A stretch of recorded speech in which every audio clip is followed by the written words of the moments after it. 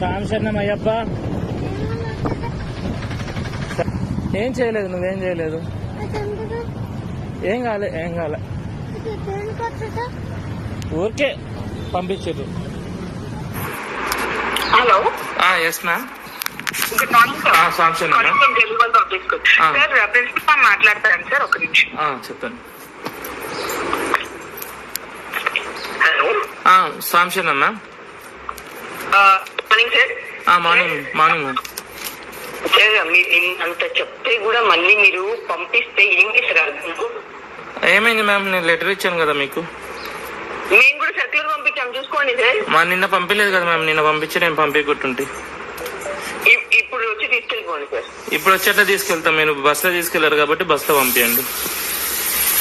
నేను ఆఫీస్ లో ఉన్నాను. క్లాస్ రూమ్ నేను ఆఫీస్ లో ఉన్నాను మ్యామ్. అదే చెప్తున్నాను సార్, బాబు క్లాస్ రూమ్ లో లేడు. బాబు లైబ్రరీలో కూర్చొని ఉన్నాడు. ఎగ్జామ్ అక్కడే కండక్ట్ చేస్తాను, సాయంత్రం బస్ లో వస్తాడు. ఓకేనా సార్? సర్కులర్ ఆల్రెడీ వెళ్ళిపోయింది. ఇప్పుడు మా బాబు మీరు మా బాబుని అట్లా లైబ్రరీలో కూర్చోపెట్టారంటే అంటరాని వాడా? తను అంటరాని వాడా?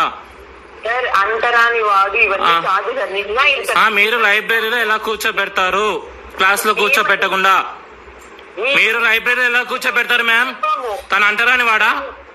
సార్, ఇప్పుడు మేము అంటరాని వాడా ఇవన్నీ అనట్లేదు సార్. మీరు లైబ్రరీ అట్లా సపరేట్ ఎందుకు కూర్చోబెడతారు? దీక్ష తీసుకుంటే మీరు దీక్ష తీసుకుంటే సపరేట్ ఎట్లా కూర్చోబెడతారు? అది ఎంతవరకు కరెక్టు? అది ఎంతవరకు కరెక్టు? అది ఎంతవరకు కరెక్టు? మీరు క్లాస్ లో కూర్చోబెట్టండి చెప్తున్నా నేను. మీరు సపరేట్ గా కూర్చోబెట్టే అది పిల్లలకి అవమానం, అది మాకు అవమానం.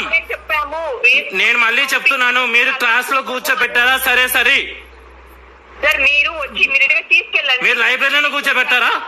కావాల్సినట్టు సర్కులర్ కూడా పంపించాము. మీరు